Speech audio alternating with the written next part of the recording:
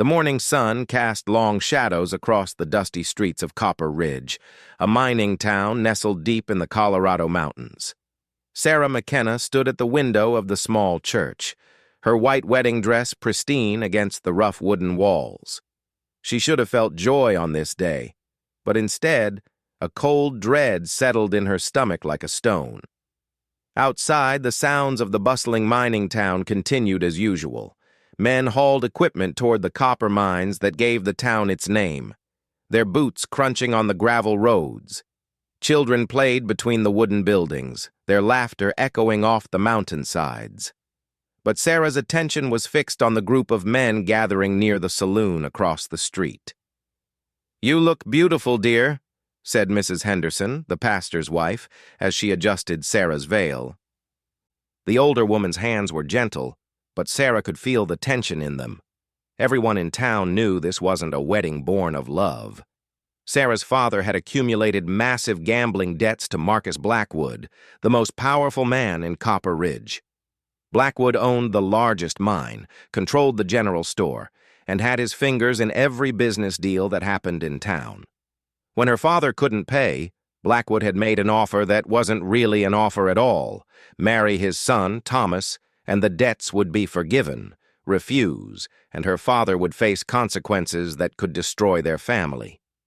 Thomas Blackwood was not a cruel man, but he was weak. At 25, he spent his days drinking whiskey and gambling away his father's money. He had agreed to the marriage because his father demanded it, not because he wanted a wife. Sarah had met him only 3 times before this day, and each meeting had been more awkward than the last. "The guests are arriving," Mrs. Henderson said, peering out the window. "Are you ready?" Sarah nodded, though ready was the last thing she felt. She had spent the previous night lying awake, staring at the ceiling of her small bedroom in her family's modest house. She had considered running away, but where could she go? She had no money, no relatives in other towns, and the mountains around Copper Ridge were dangerous for a woman traveling alone. The church bell began to toll, its deep bronze notes carrying across the valley. Sarah took a deep breath and walked toward the door. As she stepped outside, she noticed something strange. The group of men near the saloon had grown larger, and they were all watching her. Their faces were hard, weathered by years of mining work, but there was something else in their expressions. Anger, maybe, or determination. Sarah recognized most of them. There was Jake Morrison, who worked the night shift in Blackwood's mine. Next to him stood Carlos Mendez, a Mexican immigrant who had arrived in town 6 months ago looking for work. She saw old Pete Williams, whose son had died in a mine collapse last winter. And there, at the edge of the group, was Daniel Reed. Daniel had been her childhood friend, the boy who had walked her to school and taught her to fish in the creek that ran behind the town. He had grown into a strong, honest man who worked as a foreman in one of the smaller mines. When Sarah's father had announced the engagement, Daniel had come to their house and asked to speak with her privately. "I could take you away from here," he had said, his blue eyes intense with emotion. "We could go to Denver or California. I have some money saved." Sarah had wanted to say yes. She had dreamed of exactly that scenario many times. But she knew it would only make things worse for her father, and possibly for Daniel, too.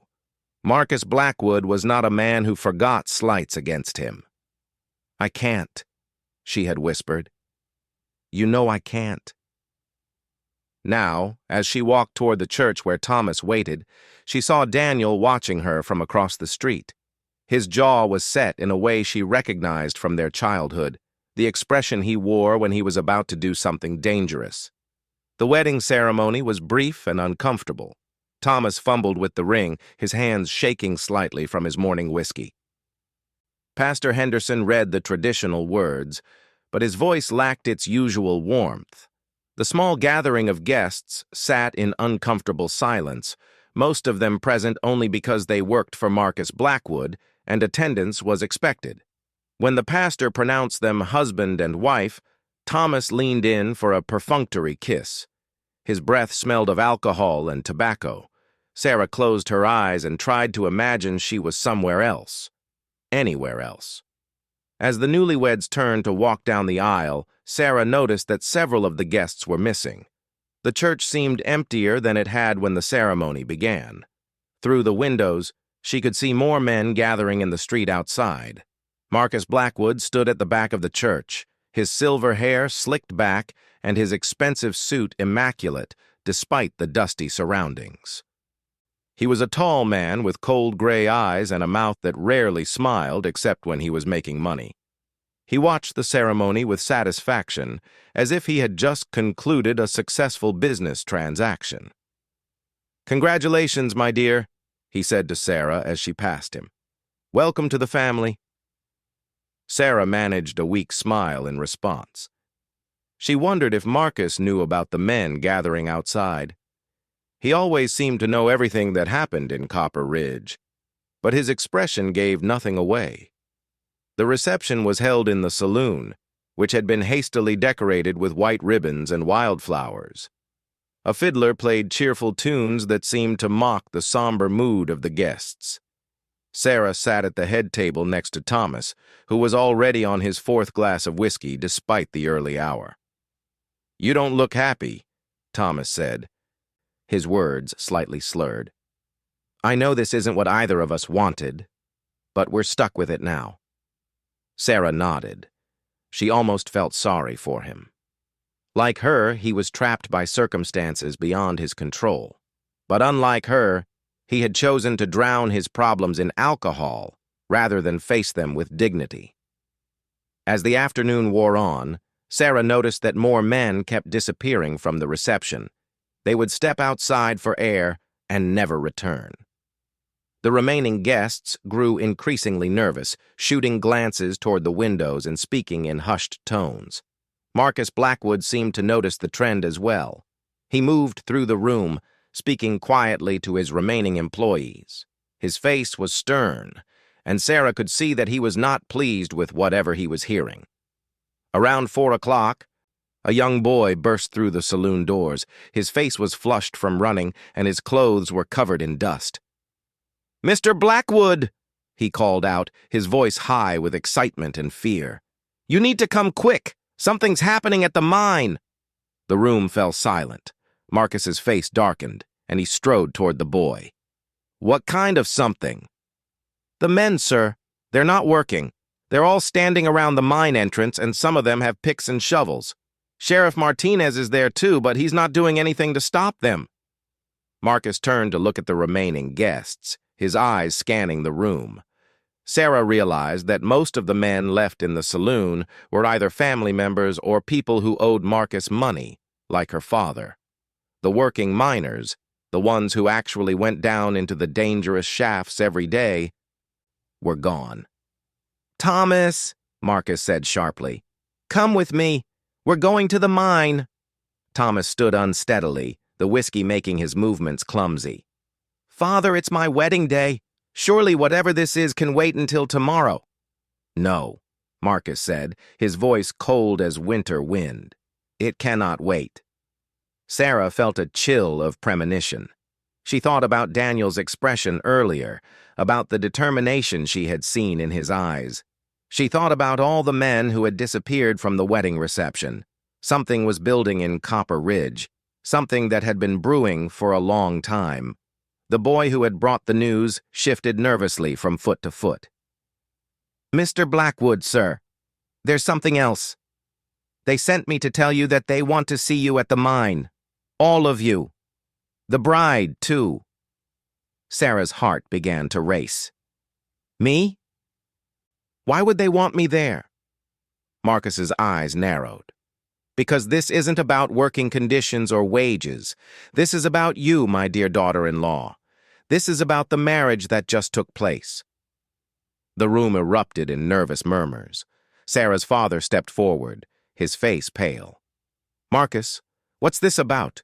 What do these men want?" "They want to interfere with matters that are none of their concern," Marcus said. "But they've chosen the wrong family to cross." He turned to address the remaining guests. Everyone stays calm. This is just a group of disgruntled workers making noise.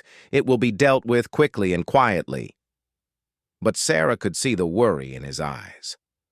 Marcus Blackwood was a man used to being in control, and right now, control was slipping away from him. Outside, the sound of voices could be heard growing louder. Men were shouting, though their words were indistinct through the saloon walls. The fiddle music had stopped, and the musician was packing up his instrument with nervous haste. "We should go," Thomas said, moving toward the door. "If they want to see us, we might as well get this over with." Sarah gathered her white skirts and followed her new husband toward the door. As they stepped outside, she gasped at what she saw. The main street of Copper Ridge was filled with men. Miners, still covered in the dust and grime of their work, stood shoulder to shoulder, forming a human wall between the saloon and the road that led to the mines. At the front of the crowd stood Daniel Reed. His work clothes were clean, suggesting he had prepared for this moment. In his hands, he held a piece of paper that looked like some kind of document or petition. "Marcus Blackwood!" Daniel called out, his voice carrying clearly in the mountain air. "We need to talk!" Marcus stepped forward, his posture straight and commanding despite being vastly outnumbered. "If you men have grievances about working conditions, you can bring them to my office during normal business hours. This is neither the time nor the place for such discussions." "This isn't about working conditions," Daniel replied. "This is about justice. This is about a young woman being forced into a marriage she doesn't want because of her father's debts." A murmur went through the crowd. Sarah felt every eye turned toward her. Her cheeks burned with embarrassment and something else, something that might have been hope. "My son's marriage is a private family matter," Marcus said, his voice growing colder. "It's certainly not the concern of every unemployed troublemaker in this town." "Unemployed?" Daniel stepped forward, and the crowd moved with him. "You mean the men you're about to fire for standing up to you? The men whose families will go hungry because they dared to speak for someone who couldn't speak for herself?" Sarah found her voice. "Daniel, please. You don't understand. This will only make things worse." "For who?" Daniel asked, turning his attention to her. "For you? For your father? Or for Marcus Blackwood's business interests?" Thomas swayed slightly, the whiskey making him unsteady. "Look, Reed, I know you and Sarah have history, but she's my wife now, legally married. There's nothing to be done about it." "There's plenty to be done about it," said a voice from the crowd. Sarah recognized Carlos Mendez, the Mexican miner. "In my country, we have a saying, 'A marriage forced by debt is no marriage at all.'" More voices joined in, men speaking in agreement. Sarah realized that this wasn't just about her. These men had their own grievances against Marcus Blackwood, their own reasons for wanting to see his power challenged. Her forced marriage had simply become the symbol around which their resistance had crystallized.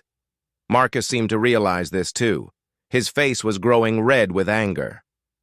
"Sheriff Martinez," he called out, "I assume you're somewhere in this crowd. I want these men dispersed. They're interfering with a lawful marriage and threatening the peace." A man in a sheriff's uniform stepped out from behind the crowd. John Martinez was a fair-minded man who had been elected to his position by the townspeople, not appointed by Marcus Blackwood. He looked uncomfortable, but determined. "Marcus," he said, "I don't see any laws being broken here. These men have a right to peacefully assemble and express their opinions."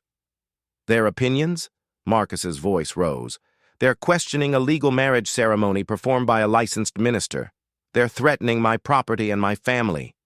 "Are you threatening Mr. Blackwood or his family?" Sheriff Martinez asked the crowd. "No," Daniel answered. "We're offering an alternative." He held up the paper he had been carrying. "This is a statement signed by 47 miners and their families. It says that if Sarah McKenna chooses to leave this marriage of her own free will, We will provide her with protection and support. We'll help her father find honest work to pay off his debts without sacrificing his daughter's freedom." Sarah's heart hammered in her chest. She looked at Daniel, at the determined faces of the men behind him, at her new husband swaying drunkenly beside her, at Marcus Blackwood's furious expression. For the first time in months, she felt like she had a choice. But choices, she was learning, came with consequences. And in a town like Copper Ridge, where one man controlled so much, the consequences could be deadly. The standoff continued, tension growing thicker than the mountain air. Sarah realized that whatever happened next would change everything, not just for her, but for everyone in Copper Ridge. The question was whether that change would bring freedom or disaster. The silence stretched between the two groups like a rope pulled tight, ready to snap. Sarah stood in her wedding dress, feeling the weight of every gaze upon her. The white fabric that had seemed so beautiful that morning now felt like a costume for a play she never auditioned for. Marcus Blackwood's face had turned the color of old brick. His carefully maintained composure was cracking, revealing the ruthless man beneath the polished exterior. He had built his empire in Copper Ridge through a combination of shrewd business deals and strategic intimidation. He was not accustomed to having his authority challenged so publicly.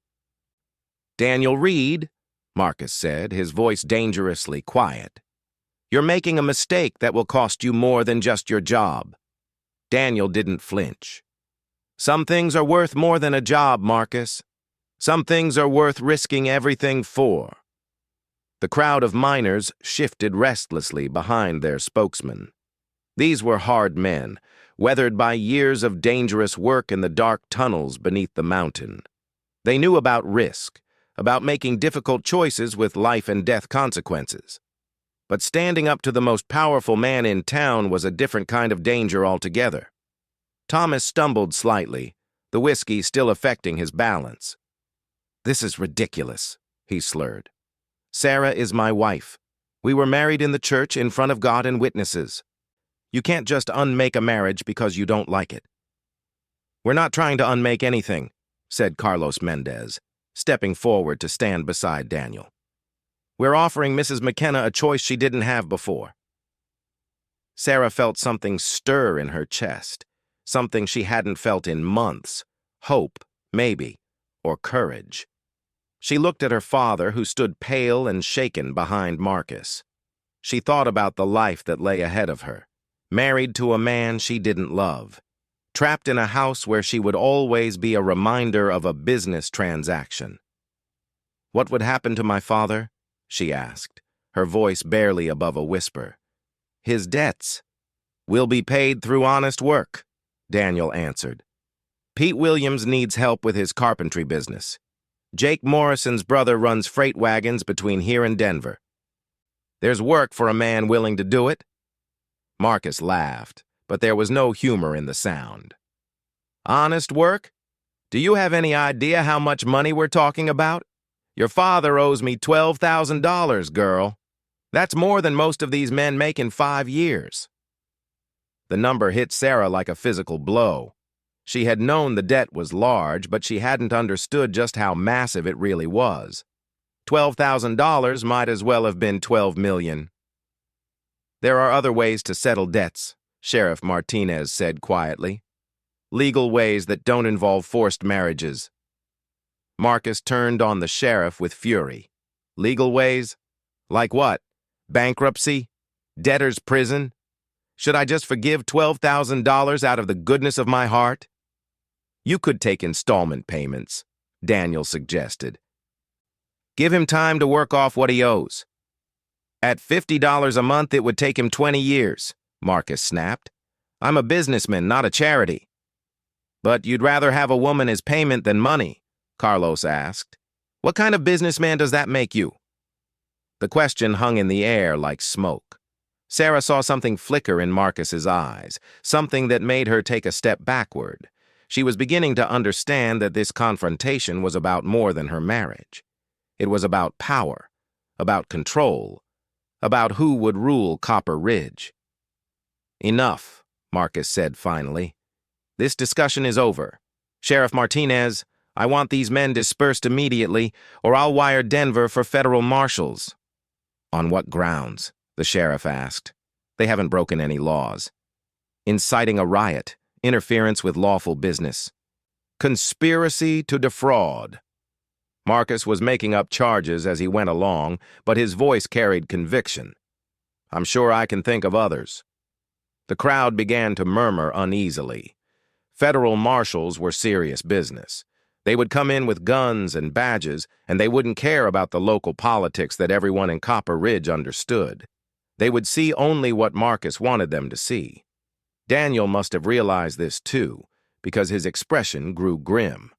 We're not rioting, and we're not conspiring to defraud anyone. We're standing up for what's right. What's right is respecting legal contracts and lawful marriages, Marcus replied. What's right is maintaining order in this community. Sarah felt the hope that had been growing in her chest begin to wither. Marcus was too powerful, too well connected. Even if the miners meant well, they couldn't protect her from the kind of legal trouble he could bring down on them. She couldn't let these good men suffer because of her situation. It's all right, she said, loud enough for everyone to hear. I appreciate what you're trying to do, but Marcus is right. The marriage is legal. I made my choice when I said yes in the church. Daniel's face fell. Sarah, no. You don't have to do this. Yes, I do, she replied, trying to keep her voice steady. It's done. Everyone should go home now. But even as she spoke the words, she knew something had changed in Copper Ridge. The miners had shown that they were willing to stand together against Marcus Blackwood. That kind of unity was dangerous to a man who depended on keeping people isolated and dependent. Marcus seemed to sense this as well. His eyes scanned the crowd, memorizing faces. Good, he said. I'm glad to see that Mrs. Blackwood understands her responsibilities. Now, I suggest you all return to your homes and think carefully about your futures in this town.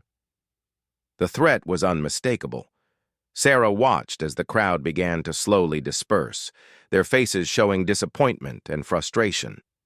Daniel was the last to leave, his blue eyes meeting hers one final time, before he turned and walked away. As the street cleared, Marcus turned to Thomas. Take your wife home. I have business to attend to. Thomas nodded unsteadily and offered Sarah his arm. They walked in silence toward the house that Marcus had given them as a wedding present, a small wooden structure on the edge of town. It was modest but comfortable, with 2 bedrooms and a kitchen that caught the morning sun. Under different circumstances, Sarah might have been happy there. The rest of the day passed in awkward silence. Thomas continued drinking, eventually falling asleep in a chair on the front porch.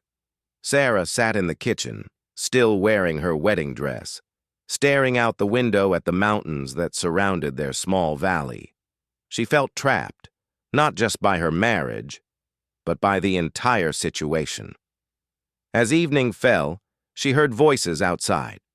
Peering through the window, she saw Marcus approaching the house with several men she didn't recognize. They were rough-looking characters, the kind who might be hired for jobs that required more muscle than skill. Her heart began to race. Marcus knocked on the door, not waiting for an invitation before stepping inside. Thomas stirred on the porch, but didn't wake up. Sarah, Marcus said, his voice cordial but cold. I hope you're settling in comfortably. What do you want? She asked, pulling her shawl tighter around her shoulders. I want to make sure we understand each other, he replied. Today's little demonstration was unfortunate, but it's given me some insights into the mood of certain elements in this town. The men with Marcus spread out around the small kitchen, their presence filling the space with menace. Sarah realized that this wasn't a social call. I don't understand, she said. I think you understand perfectly, Marcus replied. Daniel Reed and his friends seem to believe they can interfere with my business arrangements. They seem to think they can offer you protection and support. I need you to help me convince them otherwise." Sarah's mouth went dry. "What do you mean?" "I mean that tomorrow morning you're going to write a letter to Mr. Reed. You're going to tell him that you're happy in your marriage and that you never want to see him again. You're going to make it very clear that any further interference in your life will be unwelcome. And if I refuse?" Marcus smiled, but there was no warmth in it. "Then I'll be forced to take action against the men who threatened my family today, starting with your father." The threat was like a knife in Sarah's chest. She realized that Marcus had planned this all along. The confrontation in the street, her apparent choice to stay in the marriage, it had all been orchestrated to put her exactly where she was now, completely under his control. "You can't just hurt people because they stood up for what's right," she whispered.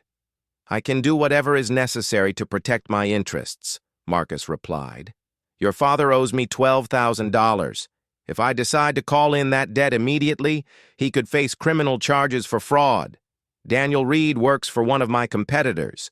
If I spread the word that he's unreliable, he'll never find work in another mine. Shall I continue?" Sarah sank into a chair, overwhelmed by the hopelessness of her situation. Every path forward seemed to lead to more suffering for the people she cared about. "What do you really want?" she asked. "I want order," Marcus said. "I want this town to run the way it's supposed to run, with everyone understanding their place. Today's little rebellion was bad for business. It made me look weak. I can't allow that to continue." One of the men with Marcus whispered something in his ear. Marcus nodded and checked his pocket watch. "Unfortunately, I have more pressing matters to attend to tonight," he said. "There seems to be some trouble at the mine. Nothing serious, but it requires my attention." He moved toward the door, then paused. "I'll expect that letter first thing in the morning, Sarah. Don't disappoint me." After they left, Sarah sat alone in the gathering darkness, trying to think of a way out of the trap that seemed to be closing around her. Thomas was still snoring on the porch, oblivious to what had just transpired. She envied his ability to escape into unconsciousness. Around midnight, she was awakened by the sound of explosions echoing through the valley. She rushed to the window and saw orange light flickering against the mountainside where Marcus's main mine was located. Smoke was rising into the star-filled sky, and she could hear men shouting in the distance. Thomas stumbled inside, suddenly sober. "What's happening?" "I think there's trouble at the mine," Sarah said. They could hear horses galloping through the town, men calling to each other in urgent voices. Whatever was happening at the mine, it was serious enough to wake the entire town. A young boy ran past their house, and Thomas called out to him. "What's going on up there? Explosion in the main shaft!" The boy shouted back without stopping. "Men are trapped inside!" Sarah's blood turned cold. She thought about Daniel, about Carlos, about all the miners who had stood with them earlier that day. Were they involved in whatever was happening at the mine? Had Marcus's threats driven them to some kind of desperate action? "I have to go up there," Thomas said, reaching for his coat. "No," Sarah said quickly. "Your father warned you about getting involved." "Men are trapped," Thomas replied, and for a moment, Sarah heard something in his voice that wasn't weakness or self-pity. "Whatever our differences, they're still our neighbors." He stumbled out into the night, leaving Sarah alone with her fears. She paced the small house, unable to sit still, unable to stop thinking about what might be happening in the dark tunnels beneath the mountain. Hours passed before Thomas returned. His clothes were covered in dust and soot, and his face was grim. "How bad is it?" Sarah asked. "Bad," he said simply. "The explosion brought down part of the main tunnel. There are at least a dozen men trapped on the other side of the collapse." "Who?" Sarah's voice was barely a whisper. "Daniel Reed, for one. Carlos Mendez, Jake Morrison, most of the men who were in the street today." Sarah felt the blood drain from her face. "That can't be a coincidence." Thomas looked at her sharply. What do you mean? She told him about Marcus's visit, about the threats he had made. As she spoke, Thomas's expression grew darker. My father wouldn't cause a mine collapse, he said, but his voice lacked conviction. The explosion was probably an accident. Gas buildup, maybe, or faulty equipment. Was it? Sarah asked. Or was it something else? Thomas didn't answer, but his silence spoke volumes. They both knew that Marcus Blackwood was capable of almost anything when his power was threatened. The question was how far he would go to eliminate the men who had dared to stand against him. As dawn approached, more details emerged. The trapped miners had been working a night shift in a section of the mine that was rarely used. They had been following rumors of a new vein of copper ore, hoping to stake a claim for themselves rather than working for Marcus's company. They were trying to start their own mining operation, Thomas explained. Father found out about it yesterday. He was furious. Sarah felt sick. The men who had tried to help her were now trapped underground, possibly dying, because they had dared to challenge Marcus Blackwood's monopoly on the mineral wealth beneath Copper Ridge. We have to help them, she said. How? The main tunnel is completely blocked. It would take days to clear it with a full crew, and my father has ordered that no company equipment be used for the rescue effort. There has to be another way, Sarah insisted. Thomas was quiet for a long moment. Then he said, There might be. There's an old minecart track that runs through the abandoned section of the mine. It connects to the area where the men are trapped, but it's dangerous. The tunnels are unstable, and parts of the track have probably collapsed. Could someone get through that way? Maybe. But it would be suicide to try. The whole section could come down at any moment. Sarah stared out the window at the mountain, where men were trapped in darkness, running out of air with each passing hour. She thought about Daniel, about his steady blue eyes and the way he had been willing to risk everything for her. She thought about Carlos and his young wife, about Jake Morrison's 3 children, about all the families who might lose their fathers and husbands because those men had shown courage. I'm going to try, she said. Thomas stared at her. What? I'm going to take that old cart track and try to reach them. Sarah, that's insane. You don't know anything about mining. You'd be killed before you got halfway through those tunnels. Then I'll die trying to do something right, she replied. Because sitting here doing nothing while good men suffocate in the dark isn't living anyway. She began gathering supplies, moving with sudden purpose. Food, water, rope, a lantern. If she could reach the trapped miners, maybe she could at least get supplies to them while others figured out a proper rescue. My father will kill us both if you try this, Thomas warned. Sarah turned to face her husband, this weak man she barely knew who was nonetheless bound to her by law and ceremony. Your father has already killed everything that mattered to me, she said. The only question now is whether I'm going to let him kill my soul too. As she prepared to leave, Sarah couldn't know that her desperate plan would soon lead to the most terrifying moments of her life, trapped in a rickety mine cart racing through collapsing tunnels while someone shouted behind her to grab what she could because they were leaving. She couldn't know that her attempt to save others would end up requiring rescue herself. All she knew was that she couldn't stand by and do nothing while good men died in the darkness. The old mine entrance was hidden behind a tangle of scrub brush and fallen rocks, barely visible in the pre-dawn darkness. Sarah had changed out of her wedding dress into Thomas's work clothes, the rough fabric scratching against her skin as she made her way up the mountain path. The lantern in her hand cast dancing shadows on the rocky ground, and every sound seemed amplified in the thin mountain air.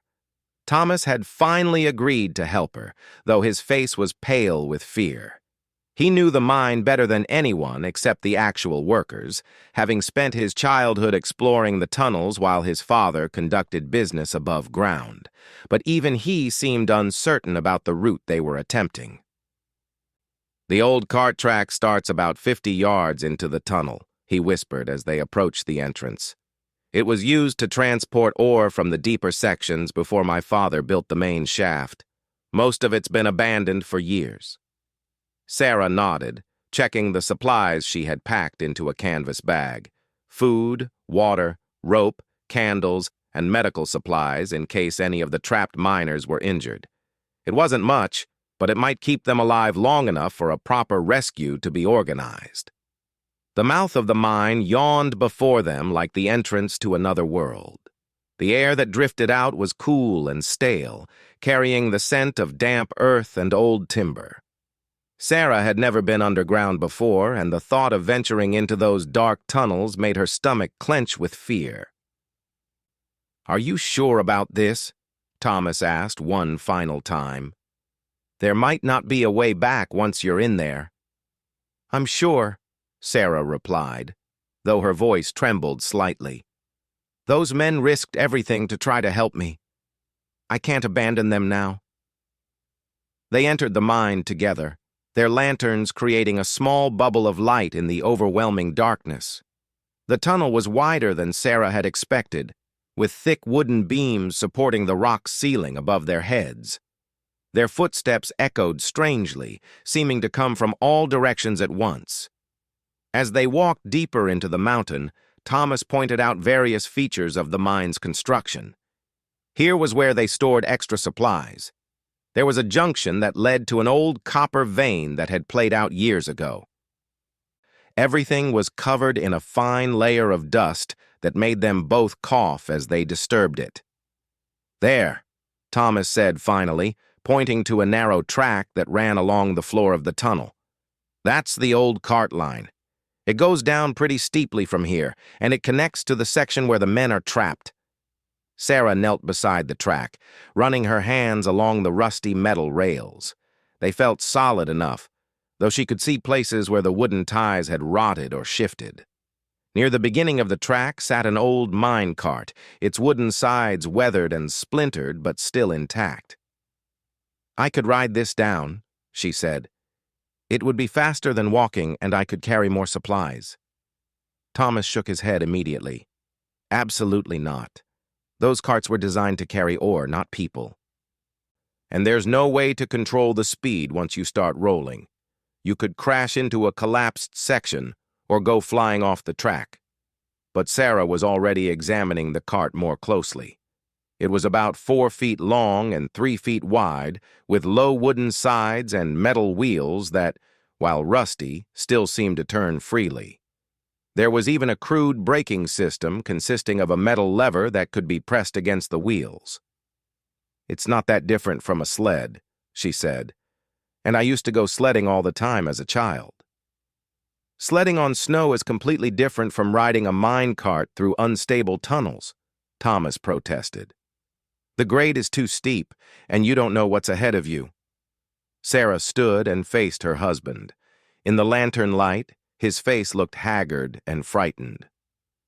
She realized that despite all his weaknesses, he was genuinely concerned for her safety. It was perhaps the first real emotion he had shown since their wedding ceremony. "I have to try," she said gently. "If I walk, it could take hours to reach them, and they might not have hours left. This is their only chance." Thomas was quiet for a long moment, wrestling with his conscience. Finally, he said, "If you're determined to do this, at least let me help you prepare properly." Working together, they loaded the cart with Sarah's supplies and added some items Thomas had brought from his father's equipment shed.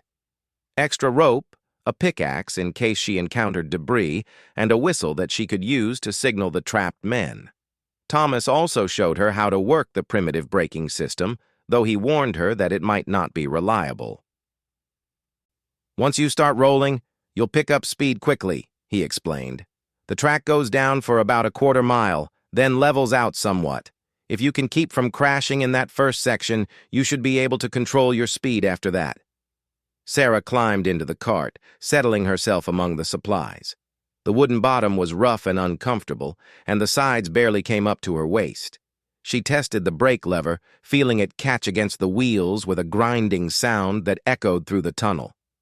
"What will you tell your father when he asks where I am?" she asked. Thomas's expression grew grim. "I'll tell him the truth, that you went to try to save the men he left to die." With that, he gave the cart a firm push, and Sarah began rolling down the track into the darkness. At first, the movement was slow and manageable. Sarah could easily control her speed with the brake, and she had time to observe her surroundings. The tunnel walls were rough-hewn rock, with occasional patches of timber shoring up weak sections. Here and there, she passed side passages that led off into impenetrable blackness, but as the grade grew steeper, the cart began to accelerate. Sarah pressed harder on the brake lever, but it seemed to have less and less effect. The wheels clattered against the rails with increasing speed, creating a rhythmic pounding that seemed to shake the entire tunnel. Soon she was moving faster than she had ever traveled before. The lantern bounced wildly in her hand, creating a strobe-like effect as shadows leaped and danced on the tunnel walls. The wind generated by her passage extinguished the flame, plunging her into absolute darkness. Sarah tried to relight the lantern, but the cart was bouncing too violently. She gave up and focused on hanging onto the sides, praying that the track ahead was clear. The sound of the wheels on the rails was deafening now, echoing off the tunnel walls like thunder. Just when she thought she might lose control completely, the track began to level out. Her speed decreased gradually, and she was able to apply the brakes more effectively. When the cart finally rolled to a stop, Sarah sat in the darkness for several minutes, her heart hammering against her ribs. She managed to relight the lantern with shaking hands, grateful for the small circle of warm light it provided. Looking back the way she had come, she could see the steep grade she had just descended. It was far more treacherous than she had realized from Thomas's description, but there was no time to dwell on what she had just survived. Ahead of her, the tunnel continued into the darkness, and somewhere in that direction were the men who needed her help. Sarah climbed out of the cart and began walking, carrying her supplies and following the track deeper into the mine. The air grew thicker and more stifling as she went, and she could smell something that might have been smoke or gas. Her lantern flame flickered occasionally, making her nervous about the air quality. After what felt like hours, but was probably only 30 minutes, she heard something that made her heart leap. Voices, faint but definitely human, calling out from somewhere ahead. She began moving faster, following the sound. "Hello," she called out, her voice echoing strangely in the tunnel. "Can anyone hear me?" The voices stopped, then resumed with greater urgency. She could make out words now, though they were distorted by distance and the acoustics of the tunnel. "Here! We're here! Help us!" Sarah rounded a bend in the track and saw light ahead. Not electric light, but the flickering glow of candles or torches. As she drew closer, she could see that the tunnel was blocked by a massive pile of rocks and timber. The collapse was complete, sealing off whatever lay beyond. But the voices were coming from the other side of the collapse, and there was a small gap near the top of the debris pile where someone might be able to squeeze through. "Is someone there?" called a voice she recognized. Daniel Reed. "Daniel, it's Sarah." "Are you all right?" "Sarah?" The voice was filled with disbelief. "What are you doing here? How did you get through?" "I took the old cart track," she called back. "How many of you are there? Is anyone hurt?" 12 men, came the reply. "Carlos has a broken arm, and Jake's been hit in the head by falling rock. But we're all alive. The question is, how do we get out of here?" Sarah examined the collapse more closely. The debris pile was perhaps 15 feet high and composed of rock, broken timber, and loose earth. It would take a large crew with proper equipment days to clear it safely, but the gap at the top might be large enough for the men to crawl through one at a time. "I can get you some supplies through the gap," she called. "Food and water, medical supplies for the injured." She began passing items through the opening. hearing the men on the other side receive them gratefully. When she had given them everything she could spare, Daniel's voice came through the gap again. "Sarah, you have to get out of here. This whole section is unstable. We can hear timbers cracking all around us." As if to emphasize his words, there was a deep, groaning sound from somewhere in the rock above them. Dust filtered down from the ceiling, and Sarah's lantern flame flickered in the disturbed air. "I'm not leaving without you," she said firmly. "You have to. Go get help. Bring back a real rescue crew." But even as he spoke, there was another ominous sound, louder than the first. The collapse was getting worse, not better. Sarah realized that the trapped men might not survive long enough for a conventional rescue. "The gap," she called. "It's big enough for someone to crawl through. You could get out one at a time." "We tried that," came Carlos's voice, weaker than Daniel's. "Jake's too badly hurt to move, and some of us won't fit through the opening. We'd have to leave men behind." Sarah understood. These were miners, men who had worked together and depended on each other for survival. They wouldn't abandon their injured companions, even to save themselves. "Then we'll have to make the gap bigger," she said. Working by lantern light, Sarah began attacking the debris pile with the pickaxe Thomas had given her. She concentrated on the area around the gap, trying to remove rocks and broken timber without causing further collapse. It was exhausting work, and the dust made her cough and tear up, but gradually, the opening grew larger. Soon, it was big enough for a man to crawl through without scraping his back or shoulders. One by one, the miners began emerging from the trapped section. Daniel was first, his face black with coal dust and his clothes torn. Behind him came Carlos, his arm cradled against his chest, then the others. They moved quickly but carefully, knowing that any disturbance could bring down more of the ceiling. Jake Morrison was last, unconscious, and carried by two of the other men. He had taken a severe blow to the head, and blood had dried in his hair and on his face. Sarah did what she could to bandage his wounds with supplies from her kit, but he clearly needed medical attention that she couldn't provide. "We need to get him to town," Daniel said, "and we need to move fast. This whole area is going to come down soon." But as they prepared to leave, carrying Jake between them, another sound echoed through the tunnel. Voices coming from the direction Sarah had traveled. Male voices calling out in the darkness. "Search every tunnel," came a voice that Sarah recognized with a chill. Marcus Blackwood. "Find them and bring them back. All of them." The voices were getting closer, and Sarah could see the glow of multiple lanterns approaching through the tunnel. Marcus had brought men to hunt down the escaped miners, and they were trapped between the unstable collapse behind them and their pursuers ahead. "This way," Daniel whispered, pointing toward a side passage that branched off from the main tunnel. "It's an old ventilation shaft. It comes out near the top of the mountain. But it's a hard climb." They moved as quickly as they could while carrying Jake, but the injured man's weight slowed them down considerably. Behind them, the voices of their pursuers grew closer. Sarah could hear Marcus giving orders, his voice sharp with anger. "They can't have gone far. Block all the exits. I want every one of those men brought back to face justice." The ventilation shaft was narrow and steep, more of a diagonal chimney than a proper tunnel. The miners had to boost each other up sections of the climb, passing Jake from one set of arms to another. Sarah's muscles ached from the effort, and her lungs burned from the thin air and exertion, but they were making progress. High above them, she could see a faint glow that might have been daylight. They were perhaps 50 feet from the surface when disaster struck.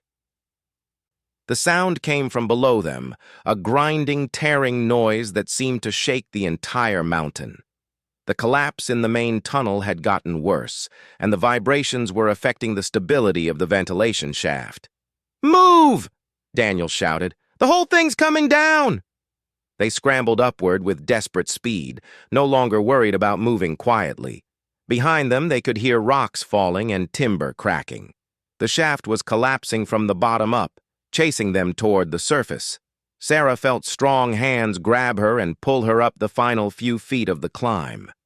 She emerged into blessed daylight to find herself on a rocky ledge, high above Copper Ridge. The other miners were there too, gasping and coughing in the clean mountain air, but they weren't safe yet. Even as they caught their breath, they could hear voices coming up the shaft behind them. Marcus's men had followed them into the ventilation tunnel and were climbing up in pursuit. "The mine cart," Daniel said suddenly. "Sarah, how did you get down to us?" "I rode the old cart down the track," she replied. "But it's at the bottom of the mine now. Why?" "Because there's another cart up here," Daniel explained, pointing to a rusted mine cart sitting on a section of track that emerged from the mountainside. "This is where they used to bring ore up from the deep tunnels.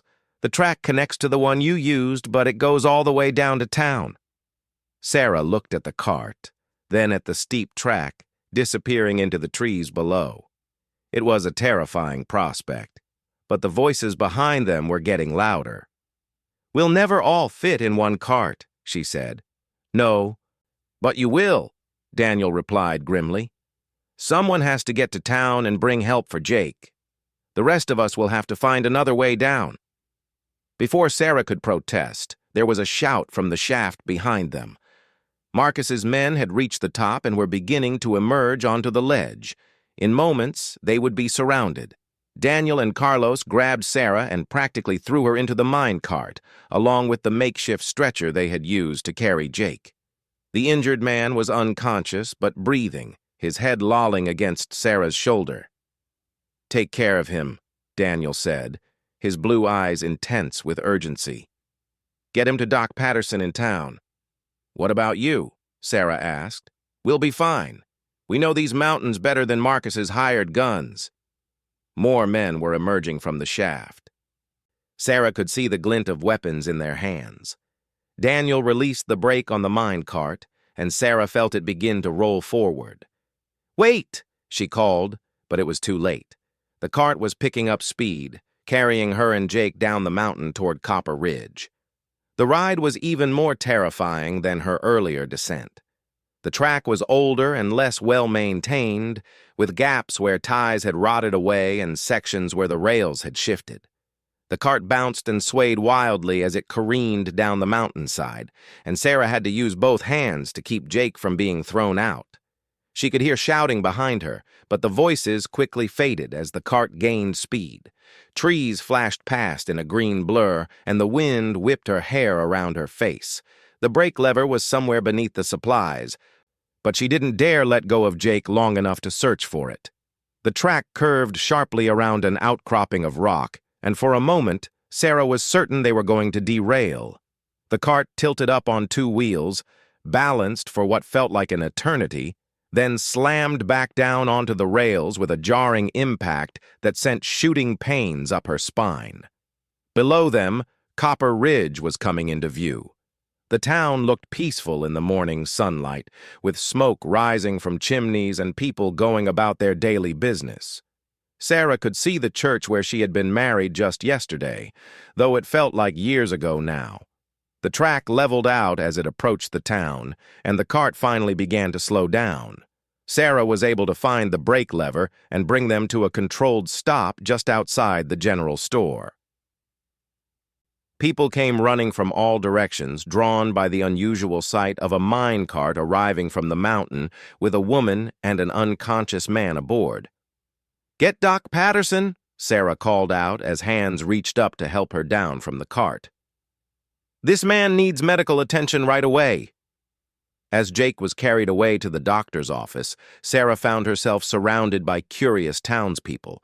She quickly explained what had happened in the mine, about the trapped miners and their escape, about Marcus's pursuit and the other men still up on the mountain. Sheriff Martinez pushed through the crowd, his face grim.